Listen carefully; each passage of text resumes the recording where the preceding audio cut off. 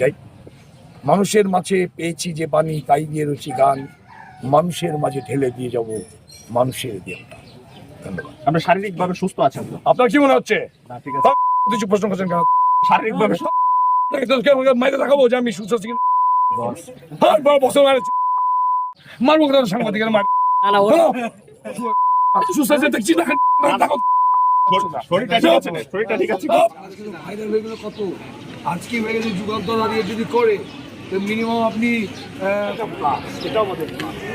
আমার তো মনে হয় যে অনেকেই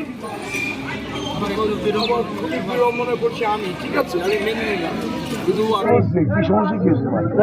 আমি একটা পেজে দেখলাম তো ভিডিও আপনার নিয়ে আসতে